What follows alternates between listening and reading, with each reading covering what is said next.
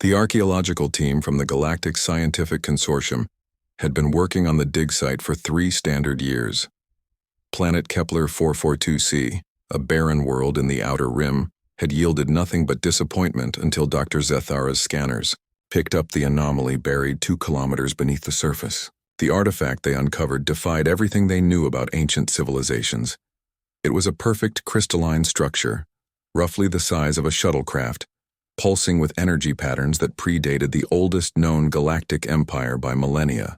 The crystal's surface was covered in intricate geometric patterns that seemed to shift and change when observed directly. Dr. Zethara, a renowned Altarian xenoarchaeologist with over 4 centuries of experience, had never seen anything like it. Her tentacles trembled with excitement as she ran every scan imaginable on the mysterious object. Carbon dating was impossible since the material didn't match any known elements. Energy readings suggested it was still active, after what appeared to be 15,000 years of burial. The discovery sent shockwaves through the galactic scientific community.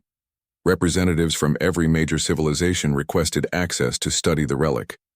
The Altarian Council of Sciences declared it the most significant archaeological find in recorded history. Media outlets across the galaxy buzzed with theories about its origin and purpose. Commander Vex Thul of the Corthoran Military Observatory believed it was a weapon left behind by a long-dead warrior race. The Peaceful Ethereal Collective theorized it might be a meditation device used by ancient philosophers. Even the Pragmatic Trade Federation saw potential technological applications that could revolutionize space travel. 3 months after the discovery, the consortium established a permanent research station on Kepler 442c. Scientists from 12 different species worked around the clock trying to unlock the artifact's secrets. They built containment fields, ran spectral analyses, and attempted to decode the shifting patterns on its surface. The breakthrough came when Dr. Morgan, a cybernetic being known for pattern recognition, noticed that the geometric designs weren't random. They formed a complex mathematical sequence that, when properly decoded, revealed star charts. These weren't just any star charts. They mapped stellar positions from exactly 15,000 years ago, showing the locations of ancient civilizations that had vanished long before current galactic society emerged. News of this discovery reached the highest levels of galactic government. The Universal Council convened an emergency session to discuss the implications. If this artifact contained knowledge from a civilization that old, it could revolutionize their understanding of galactic history. Wars had been fought over far less significant discoveries. Security around the dig site increased dramatically. The consortium brought in their best linguists, mathematicians, and theoretical physicists. They worked in shifts, each team building on the discoveries of the previous group. The artifact's energy patterns seemed to respond to their presence, growing brighter and more complex as more researchers gathered around it. Dr. Zethara documented every detail meticulously. She noted how the crystal's internal structure appeared to be storing vast amounts of information in quantum matrices that shouldn't have been possible with ancient technology. The more they learned, the more questions arose. What civilization could have created such advanced technology 15,000 years ago? Why was it buried on this remote planet? And most importantly, what was its true purpose? The galactic media dubbed it the Eternal Crystal, and speculation ran wild about its creators. Some believed it was evidence of time travelers from the future. Others suggested it was a gift from beings in a parallel dimension. Religious groups across the galaxy began incorporating the discovery into their beliefs, claiming it was proof of divine intervention in galactic affairs. As months passed, the research team made incremental progress. They learned that the artifact responded to specific energy frequencies and could project holographic displays showing ancient star maps. But despite all their advanced technology and combined expertise, they couldn't determine how to fully activate it or access its complete database of information. The crystal remained an enigma, beautiful and mysterious, holding secrets that tantalized the greatest minds in the galaxy. Little did they know that their most significant discovery was about to become even more extraordinary when an unexpected visitor would arrive at their remote research station, carrying knowledge that would change everything they thought they knew about the universe and humanity's place in it. The stage was set for a revelation that would shake the very foundations of galactic civilization. Captain Jake Morrison had been flying cargo runs between the Outer Rim colonies for the better part of 20 years. His ship, the Lucky Strike, wasn't much to look at, a beat-up freight hauler that had seen better decades, but she was reliable and paid the bills. When he received a priority delivery request for Kepler 442c, he didn't think twice about accepting the job.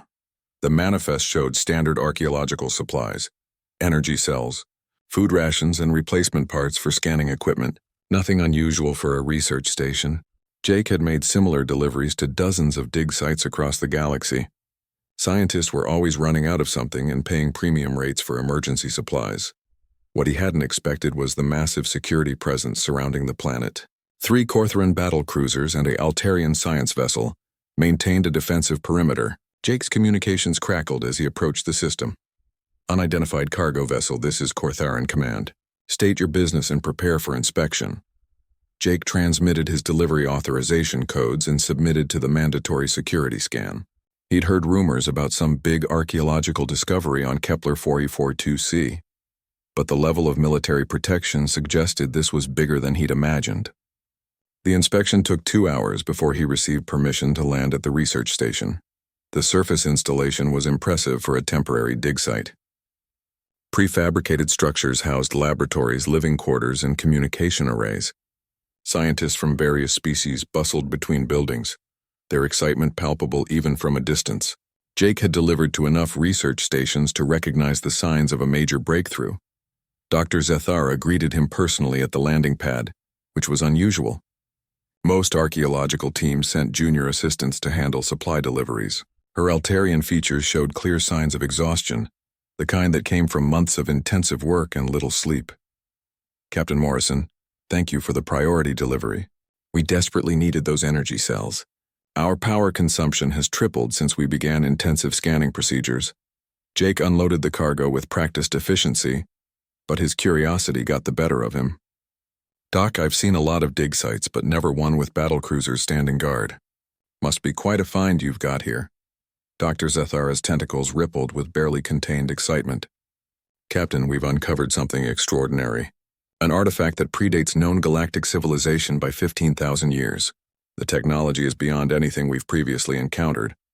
As they talked, Jake noticed the unusual energy readings on his ship's sensors. Something powerful was generating electromagnetic fields that interfered with standard equipment. His curiosity piqued. He asked if he could see this mysterious discovery. Dr. Zethara hesitated. Normally, civilian access to active archaeological sites was strictly prohibited, but something about the humans' genuine interest and straightforward manner convinced her to make an exception. Besides, security clearance for a simple cargo pilot wouldn't pose any threat to their research. She led Jake through the main laboratory complex toward the excavation site. The artifact was housed in a specially constructed chamber, surrounded by scanning equipment and containment fields. Jake's first glimpse of the crystalline structure left him speechless. The thing was beautiful, pulsing with internal light and covered in geometric patterns that seemed to move on their own. Incredible, Jake whispered, approaching the observation window. How old did you say this was? 15,000 years based on geological surveys of the surrounding strata. The mathematical sequences encoded in its surface show star charts from that exact time period. Jake studied the artifact more closely, his brow furrowing in concentration. The patterns on the crystal's surface seemed familiar somehow, though he couldn't place why. He walked around the observation chamber, viewing the artifact from different angles. Dr. Zethara, could you rotate the crystal about 30 degrees clockwise? The request surprised her, but she activated the positioning controls. As the artifact turned, more of its intricate surface patterns became visible. Jake's expression changed from curiosity to recognition. Well, I'll be damned, he muttered under his breath. Captain, is something wrong? Jake ran a hand through his graying hair and let out a low chuckle. The sound puzzled the alien scientist who had studied human behavioral patterns but couldn't understand why he would find humor in such a momentous discovery. Doc, this is going to sound crazy, but I think I've seen this before. Dr. Zethara's tentacles went rigid with shock. That's impossible, Captain. This artifact predates human space travel by millennia. Your species only achieved interstellar flight 300 years ago. Jake nodded absently, still studying the crystal. Yeah, about that. There might be a few things about human history that didn't make it into the official galactic records. The implications of his statement sent ripples of excitement and confusion through the research team that had gathered to overhear the conversation. If a human cargo pilot recognized the galaxy's greatest archaeological mystery, everything they thought they knew about ancient history might be wrong. Jake pulled out his personal communicator and scrolled through his contacts. "Doc, I need to make a call." This situation just got a lot more complicated. As Jake initiated a long-distance transmission to Earth, Dr. Zathara realized that their 15,000-year-old mystery was about to become infinitely more intriguing. Jake's call to Earth took nearly an hour to connect through the galactic communication network. Dr. Zathara and her team waited in nervous silence as the human captain paced back and forth, occasionally glancing at the artifact through the observation window. When the connection finally established, Jake's demeanor shifted to something between embarrassment and amusement. "Hey, Grandpa Joe?" "Yeah, it's Jake. I'm out on Kepler 442c with some archaeologists, and they've dug up something that looks awfully familiar." The research team exchanged confused glances. Dr. Zathara activated her translation software to ensure she wasn't missing nuances in human communication patterns. The casual nature of Jake's conversation seemed completely at odds with the magnitude of their discovery. No, not the blue one from the Andromeda run. This is the crystal storage unit you lost during that supply mission to the Outer Rim about, 15,000 years ago." Jake paused, listening to the response. "Yeah, that's the one." Dr. Zathara's tentacles began trembling uncontrollably. The mathematical impossibility of Jake's conversation was staggering. Humans had only existed in space for 3 centuries. Their homeworld Earth had been a primitive agricultural society 15,000 years ago. Jake continued his conversation while the entire research team gathered around, their various species expressions showing universal confusion and growing excitement. Still there. Still glowing. The locals have been studying it for months, trying to figure out what it is. A long pause followed while Jake listened to his grandfather's response. His expression grew more amused. "Grandpa, there are about 50 of the galaxy's smartest scientists standing here. Maybe you should explain this to them directly?" Dr. Zathara found her voice, though it came out as barely a whisper. "Captain Morrison, are you suggesting that your grandfather, that a human, created this artifact 15,000 years ago?" Jake shrugged apologetically. "Well, not exactly created. More like dropped it by accident during a routine supply run. Grandpa Joe was always losing things." He held out his communicator toward the assembled scientists. "Here, he wants to talk to you." With trembling manipulator appendages, Dr. Zathara accepted the device. The voice that came through the speaker sounded exactly like Jake's, but with the patient tone of someone much older. "Hello there, Dr. Zathara. My grandson tells me you've been having trouble with one of my old storage units. Sorry about that. I've been meaning to go back and collect it, but you know how it is. 15,000 years just slips by when you're busy with other projects." The silence in the laboratory was deafening. Every scientific instrument continued recording, but the beings operating them stood frozen in disbelief. "Sir," Dr. Zathara finally managed, "this is impossible. Humans didn't exist in space 15,000 years ago. Your species' evolutionary records show—" "Oh, those old records." Joe's voice chuckled through the communicator. "Yeah, we've been meaning to update those. See, the thing is, we didn't want to make a big fuss when we first encountered galactic civilization a few centuries back. Seemed easier to just blend in as newcomers rather than explain the whole situation." Commander Vexthul of the Kortharan military pushed forward, his warrior instincts demanding answers. "Human, are you claiming that your species has been spacefaring for 15 millennia? That would make you one of the ancient civilizations that founded the early galactic confederations." "Ancient civilization?" Joe laughed heartily. "Son, we were traveling between stars when most of your species were still figuring out fire. But we've always preferred to keep a low profile. Less paperwork that way." Dr. Morgan, the cybernetic being, processed this information at maximum computational speed. The energy signatures, the quantum storage matrices. If humans created this technology 15,000 years ago, your species' technological capabilities would be pretty advanced, yeah, Joe agreed. That particular unit there was a standard emergency supply cache. Food synthesizer, basic tools, star charts, that sort of thing. I was supposed to place it on the fourth planet in that system, but I got the coordinates mixed up. Been kicking myself about it ever since. Jake scratched his head and looked at the assembled scientists. The thing is, folks, Grandpa Joe's not actually that old. He's only about, 93 this year? Human time perception works a bit differently than most species assume. This revelation sent another wave of shock through the research team. If Joe was only 93 years old, but had been traveling space for 15,000 years, the implications for human biology and technology were staggering. Dr. Zethara's scientific mind struggled to process the information. Captain Morrison, are you telling us that humans have been deliberately concealing their true technological capabilities and historical presence in the galaxy? Not concealing exactly, Jake replied diplomatically. More like not volunteering information that wasn't specifically requested. We figured if other species wanted to think we were newcomers, it was simpler to go along with it. The greatest archaeological discovery in galactic history had just transformed into first contact with a civilization that had been hiding in plain sight for centuries. The implications were staggering, and every scientist present knew their understanding of galactic history was about to be completely rewritten. The emergency session of the Universal Council convened within hours of Dr. Zethara's initial report.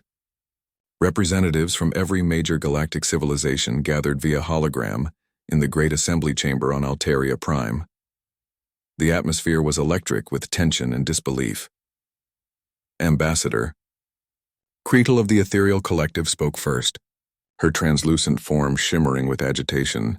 Council members, we are being asked to believe that the human species has been deliberately misrepresenting their technological capabilities and historical presence in our galaxy for 3 centuries. Chancellor Mordak of the Corthoran Empire slammed his armored fist on the council table. If true, this deception represents the greatest intelligence failure in military history. My forces have been monitoring human space for strategic threats while completely underestimating their true capabilities. Meanwhile, on Kepler 442c, Jake found himself in the uncomfortable position of unofficial human ambassador. The research station had transformed into an impromptu diplomatic facility, as government officials from across the galaxy demanded explanations. Look, Jake said, addressing the growing crowd of alien dignitaries via holographic projection. It's not like we set out to deceive anyone. When we first made contact with galactic civilization 3 centuries ago, you all seemed so impressed that we'd achieved faster than light travel. Nobody asked if we'd been doing it for thousands of years before that. Dr. Zethara had been working around the clock to verify Jake's claims. Her analysis of the artifact, now revealed to be a simple supply cache, showed technological principles that surpassed current galactic standards by several orders of magnitude. The quantum storage matrices alone could revolutionize computing across known space. The energy efficiency of this device is extraordinary, she explained to the council via transmission. If humans possessed this technology 15,000 years ago, their current capabilities must be... She trailed off, unable to complete the thought. The implications were too vast to comprehend. Jake's grandfather Joe had agreed to join the conversation via long-range communication. His elderly voice carried an amused tone that seemed inappropriate given the galactic crisis his revelation had created. Council folks, I understand this is all a bit surprising. But think about it from our perspective. We've been quietly going about our business for millennia, not bothering anyone, not interfering with local politics. When we finally decided to make formal contact, you all seemed so welcoming to us as newcomers that we didn't want to rock the boat. High Counselor Vashta of the Trade Federation leaned forward, her cybernetic implants glowing with rapid data processing. Elder Joe, are you saying that humans have been observing galactic civilization for 15,000 years? Well, not constantly observing, Joe replied. We've had other projects keeping us busy. Mapping parallel dimensions, cataloging alternate timelines, that sort of thing. Honestly, most of us barely pay attention to local galactic politics. This casual mention of dimension hopping and timeline travel sent fresh waves of shock through the assembled representatives. Species that had spent millennia trying to unlock the secrets of faster-than-light travel were suddenly learning that humans treated interdimensional exploration as routine. Commander Vexthal accessed his military databases, searching for any signs of advanced human technology that his forces might have missed. What he found disturbed him greatly. Human ships, while appearing simple and utilitarian, showed energy signatures that had always puzzled Cortharan sensors. Their cargo vessels moved through space with an efficiency that seemed to violate several laws of physics. "Human Jake," Vexthul said. "Your cargo ship that brought you to this planet. My sensors detected unusual propulsion signatures. What is your vessel's true capability?" Jake winced slightly. "Well, the Lucky Strike can make the run from Earth to here in about 6 hours if I really push her. But I usually take a few days so I don't attract attention or mess up local space traffic." The distance between Earth and Kepler 442c was 47 light-years. Even the fastest military vessels in the galactic fleet required 2 weeks to cover that distance. Jake was casually admitting to possessing technology that outperformed their best starships by a factor of 50. Dr. Morgan's computational matrix nearly overloaded trying to process the technological implications. "Captain Morrison, if your species possesses such advanced capabilities, why do you operate cargo runs in the Outer Rim? Why not establish yourselves as the dominant galactic power?" Jake looked genuinely puzzled by the question. "Dominant? Why would we want to dominate anything? We've got plenty of room in our own dimensions. Running cargo is just fun, I guess. Gets me out of the house. Lets me meet interesting people. The concept of a technologically superior species, choosing humble occupations and avoiding political power was so alien to most galactic civilizations that many council members struggled to accept it as genuine. Ambassador Kretal voiced what many were thinking. "Humans, if your technological capabilities are so advanced, what do you want from the rest of us? What is your agenda?" Joe's laughter echoed through the transmission. "Agenda? We don't have an agenda. We just like knowing our neighbors are getting along okay. Though I suppose now that the cat's out of the bag, we might need to have a more formal conversation about updating those galactic history textbooks. The revelation that humans had been galactic neighbors for 15 millennia while pretending to be newcomers was challenging every assumption about interstellar politics, technology, and civilization itself. The Council faced the unprecedented situation of redefining their understanding of the galaxy's oldest spacefaring species.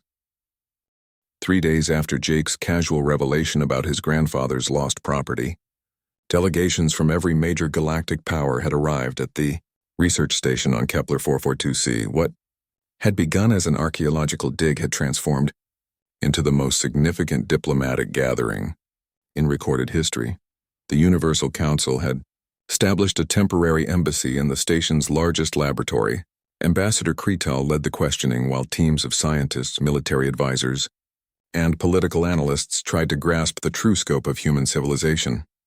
"Elder Joe," Ambassador Kretal began, her ethereal form shimmering with nervous energy, "our preliminary analysis of your storage device suggests technological principles that our greatest minds cannot fully comprehend. Can you help us understand the true extent of human scientific advancement?" Joe's voice carried the patient tone of someone explaining simple concepts to children. "Well, that particular unit is pretty basic technology. Standard emergency kit we give to teenagers when they take their first solo trips between dimensions. The quantum storage matrices can hold about 100 years' worth of supplies in a space the size of a briefcase." Dr. Zethara nearly dropped her translation device. "Elder Joe, did you say you give this technology to children?" "Teenagers, mostly. Can't have kids getting lost in alternate realities without proper supplies. Though I suppose from your perspective it might seem advanced. Different species develop along different technological paths." Chancellor Mordak of the Cortharan Empire had been unusually quiet during the proceedings, but this revelation prompted him to speak. "Human Elder, if your teenagers possess technology that surpasses our military capabilities, what defensive measures does your species maintain?" Jake shifted uncomfortably in his chair. "Grandpa, maybe we shouldn't get into the defense stuff." "Nonsense, Jake. These folks seem friendly enough." Joe's voice took on a reassuring tone. "Chancellor, we don't really think in terms of offense and defense anymore. When you can step sideways into parallel dimensions or reverse time flows, traditional military concepts become pretty much irrelevant." The silence that followed was profound. Every military strategist, political leader, and scientist in the assembly tried to process the casual mention of time manipulation and parallel dimension access as routine human capabilities. "High Counselor, Vashta of the Trade Federation activated her economic analysis protocols. Elder Joe, if your species possesses such capabilities, why participate in galactic commerce at all? Why would Captain Morrison transport cargo when you could presumably synthesize anything needed? Jake answered this one. Same reason people climb mountains when elevators exist. It's not about efficiency. It's about enjoying the journey. Plus, I get to meet folks like Dr. Zathara here. Can't do that sitting at home in our dimension. Dr. Morgan's cybernetic processors had been running continuous calculations since the conversation began. Captain Morrison, you mentioned our dimension as distinct from the galactic space we currently occupy. Are you saying humans exist primarily in a parallel dimensional framework? Well, sure, Jake replied as if this was obvious. This galaxy is nice for visiting, but most human civilization exists in what you might call pocket dimensions. More room to spread out, better climate control, fewer bureaucratic complications. The implications hit the assembled delegates like a physical blow. Humanity wasn't just technologically advanced, they were operating from a completely different dimensional framework than the rest of galactic civilization. Dr. Zathara found her voice through the shock. Jake, when humans first made contact with our civilization 3 centuries ago, were your representatives visiting from another dimension? Pretty much, yeah. Earth is sort of our cultural heritage site and diplomatic outpost. Most humans you've met in galactic space are probably just tourists or folks like me who enjoy the work. Ambassador Kretal's form flickered as she processed this information. You're telling us that human colonies throughout known space are vacation destinations? Joe chuckled. More like study abroad programs. Young humans spend a century or two in regular space to learn about linear time and 3-dimensional physics. Good educational experience. Commander Vexthul had been reviewing military intelligence reports during the conversation. His findings were disturbing from a strategic perspective. Elder Joe, our records show approximately 12 billion humans in known galactic space. If these are primarily students and tourists, what is the actual population of human civilization? The pause before Joe answered suggested he was checking some kind of database. Current census puts us at about 47 trillion individuals across all dimensional frameworks. Though those numbers fluctuate depending on how you count temporal duplicates and alternate timeline variants. Dr. Zathara's tentacles went completely limp. The known galactic population of all species combined was approximately 28 billion individuals. Humanity alone outnumbered the entire galaxy by a factor of nearly 2,000. Grandpa, Jake said quietly, you're probably freaking them out. Oh, sorry, folks. I forget how big those numbers sound when you're thinking in single-dimension terms. Don't worry, though. We're not interested in expansion or conquest. Got plenty of room where we are, High Counselor. Vashta's economic analysis programs crashed attempting to model the implications of a 47 trillion individual civilization with dimension-hopping capabilities in time, manipulation technology. The Universal Council found itself facing a reality where everything they thought they knew about galactic civilization was merely a tiny fragment of a much larger, more complex universe. Humanity hadn't just been hiding their history.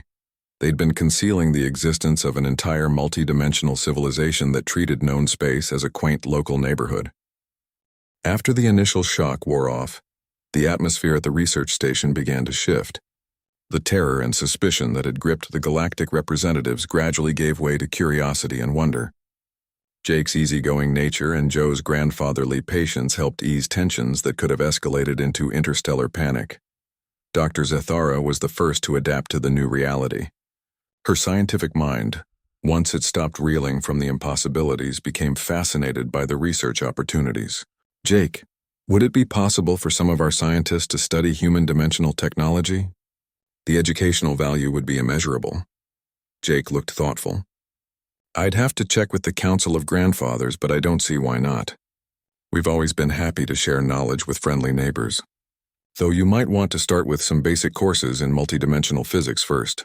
Council of Grandfathers, Ambassador Kretal inquired. Our informal leadership group, Joe explained. Mostly retired folks who've gotten bored with exploring parallel universes and decided to keep an eye on local galactic affairs. We meet every few decades to discuss whether anything needs our attention. This casual mention of a shadow government that had been monitoring galactic civilization for millennia should have been terrifying. Instead, the delegates found it oddly comforting. The humans' benevolent indifference to galactic politics suggested they posed no threat to existing power structures. Commander, Bexthol had spent hours analyzing human defensive capabilities and reached a surprising conclusion. Elder Joe, my strategic assessment indicates that your species could have conquered or destroyed galactic civilization at any point in the last 15,000 years. Why didn't you conquer? Joe sounded genuinely puzzled. Why would we want to conquer anything?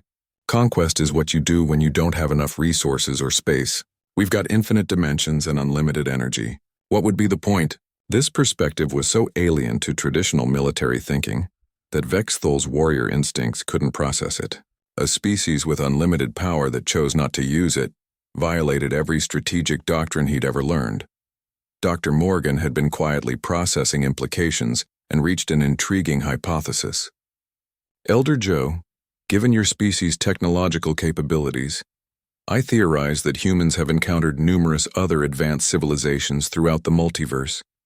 Are we correct in assuming we're not your first contact with spacefaring species? Oh heavens no, Joe laughed. We've met thousands of species over the millennia. You folks are particularly interesting, though. Very creative problem solvers, excellent sense of humor, and you've managed to build a remarkably stable interstellar civilization without destroying yourselves. High Counselor Vashta leaned forward. Are there other species like humans? Other multidimensional civilizations? Sure, plenty. The builders who construct pocket universes, the shepherds who guide young civilizations through their early development phases, the archivists who maintain historical records across all timelines. Quite a community out there once you start looking beyond three-dimensional space. The revelation that known galactic civilization was just one small community in a vast multidimensional neighborhood filled the delegates with both wonder and humility. They were no longer the pinnacle of cosmic evolution. They were kindergartners being gently watched over by incomprehensibly advanced neighbors. Jake stood up and stretched.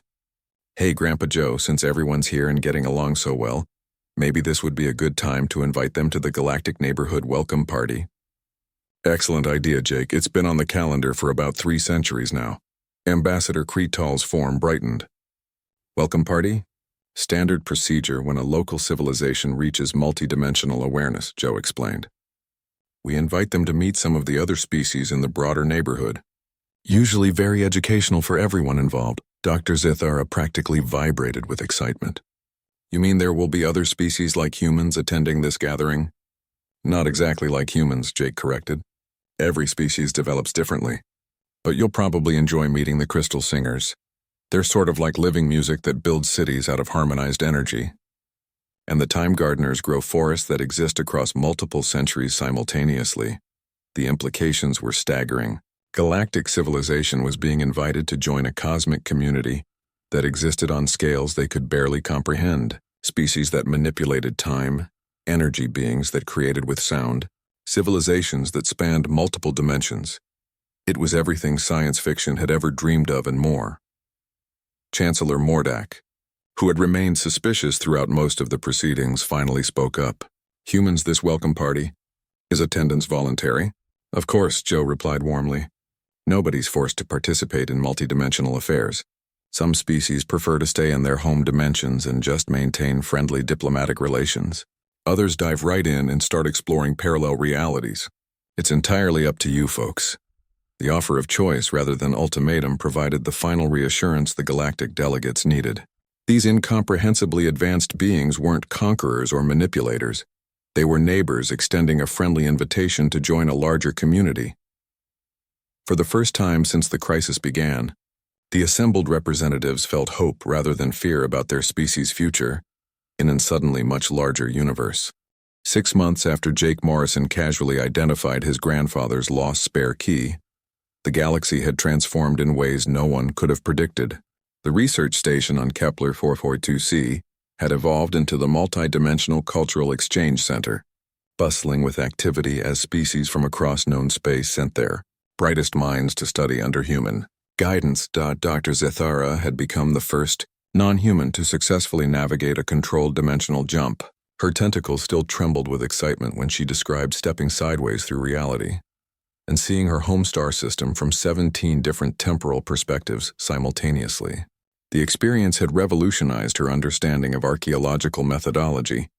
Instead of digging through layers of the past, she could now observe historical events directly. The Universal Council had established new departments dedicated to multidimensional relations.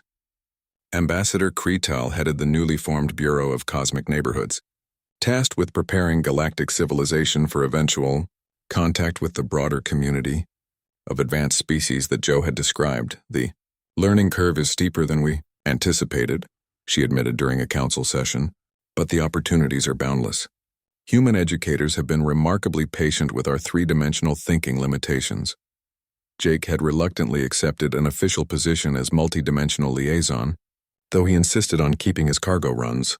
"Can't abandon my regular customers," he explained to the council delegates. His modified Lucky Strike now served dual purposes: cargo hauler and diplomatic transport. The ship's true capabilities were finally revealed when Jake demonstrated a routine supply run to the Andromeda Galaxy, completing the 2.5 million light-year journey in under 4 hours. Commander Vex Thule had undergone the most dramatic transformation of all the delegates. The warrior who had once viewed the galaxy through the lens of military strategy now found himself studying temporal gardening under the tutelage of beings who cultivated forests across multiple centuries. His latest project involved growing a memorial grove that would honor fallen Corthoran warriors by existing simultaneously in the past moments of their greatest victories and the future peace their sacrifices had secured. Combat, he explained to his bewildered military subordinates, becomes irrelevant when you understand that every conflict exists within a larger pattern of cosmic harmony. True strength lies in nurturing growth across dimensional boundaries. The Galactic Neighborhood Welcome Party had exceeded everyone's expectations. Held in a pocket dimension specially created for the occasion, it attracted representatives from 47 different multidimensional civilizations. The Crystal Singers had performed a symphony that rebuilt the meeting space with each musical phrase, while the Time Gardeners demonstrated their art by growing a celebration feast that matured from seed to harvest during the opening ceremonies. Dr. Morgan had achieved what he considered the pinnacle of his existence: direct interface with a collective consciousness of cybernetic beings who existed as living mathematics across 11 dimensions. The experience of thinking in pure mathematical concepts while simultaneously processing emotional algorithms from organic species had given him a perspective on consciousness that transcended the traditional boundaries between artificial and biological intelligence. High Counselor Vashta discovered that economics took on entirely new meanings when resources were infinite and energy could be borrowed from parallel timelines. Her new role involved learning cosmic resource management from species who treated matter and energy as artistic mediums rather than scarce commodities. The concept of scarcity-based economics had become as quaint as using stone tools. The artifact that had started everything, Joe's lost supply cache, now served as the centerpiece of the Cultural Exchange Center's museum. Visitors from across the galaxy came to see the simple emergency kit that had revealed the existence of a vast multidimensional community. Children pressed their faces against the display case, marveling at technology that had once baffled the galaxy's greatest minds. Joe had finally made the trip to Kepler 442c in person, arriving in what appeared to be a modest shuttlecraft, but which Dr. Zithara's sensors indicated was larger on the inside than the entire research station. The elderly human spent his time teaching basic multidimensional theory to eager students, his patient explanations helping bridge the gap between three-dimensional thinking and cosmic awareness. The key thing to remember, he told a mixed class of Altarian, Corthoran, and ethereal students, is that complexity doesn't mean superiority. Every species contributes unique perspectives to the cosmic community. You folks have developed remarkable social cooperation skills that some advanced species spend millennia trying to learn. The transformation hadn't been without challenges. Several species experienced what human psychologists termed cosmic vertigo, a disorienting adjustment period when minds accustomed to linear time and three-dimensional space encountered multidimensional reality. Support groups led by human counselors helped beings work through the philosophical implications of discovering they lived in an infinite multiverse, religious and philosophical. Systems across the galaxy underwent rapid evolution as spiritual leaders grappled with concepts like parallel dimensions, timeline manipulation, and consciousness that existed across multiple realities simultaneously. Rather than destroying existing beliefs, the revelation seemed to expand them, providing new frameworks for understanding ancient questions about existence and purpose. As Jake stood on the observation deck of the Cultural Exchange Center, watching ships from dozens of species arrive for the latest batch of dimensional physics courses, he reflected on how a simple cargo delivery had changed everything. The galaxy that had once seemed vast now felt cozy, a friendly neighborhood in an infinitely larger cosmic community. His communicator chimed with an incoming message from Earth. Another grandfather had misplaced something during a routine expedition, this time in the Magellanic Clouds. Jake smiled and headed for his ship. Some things never changed, no matter how big the universe got.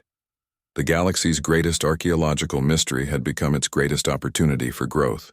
What began with a human saying, "Oh, that's my spare key," had opened doorways to wonders beyond imagination, proving that sometimes the most profound discoveries come not from ancient secrets, but from the simple willingness to share what you already know with your neighbors.